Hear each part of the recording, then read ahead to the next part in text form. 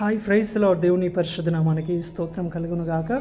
ఈరోజు దేవుని వాగ్దానము లూకా సువార్త 18వ అధ్యాయము 1వ వచనము.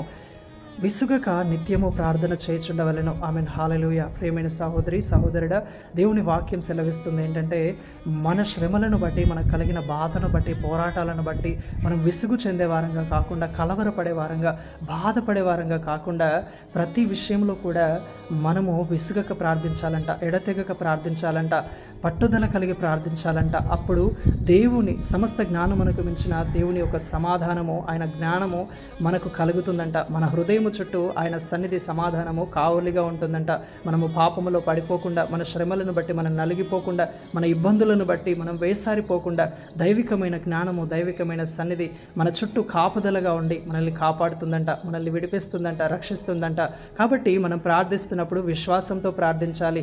మనం ప్రార్థిస్తున్నప్పుడు ఏవైతే మనం దేవుని సన్నిధానం ముందు ప్రార్థిస్తున్నామో వాటిని పొంది ఉన్నామని నమ్మాలి. నీతిమంతులు చేసిన ప్రార్థనను దేవుడు ఆలకించేవాడై ఉన్నాడు. వారు ఏదడిగినను ఆయన దయచేవాడై ఉన్నాడు. ఆయన ఎవరి మాటలైతే, ఎవరి వాక్యమైతే దేవుని హృదయంలో నిలిచి ఉంటుందో, ఎవరి అందైతే దేవుడు నిలిచి ఉంటాడో, వారు ఏదడిగినా కూడా దేవుడు తన చిత్తానుసారముగా దయచేవాడై ఉన్నాడు. కాబట్టి ప్రతి విషయంలో ప్రార్థన చేయండి. దేని విషయమై చింతపడకుండా, విసుగక ఎడతెగక ప్రార్థించే మనస్సు మీకున్నట్లయితే మీ జీవితంలో ప్రార్థన ద్వారంగా గొప్ప విజయాలను మీరు పొందుకోగలరు.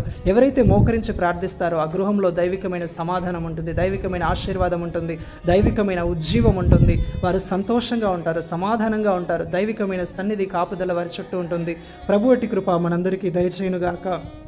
ఆమేన్. Praise the Lord. May God bless you all.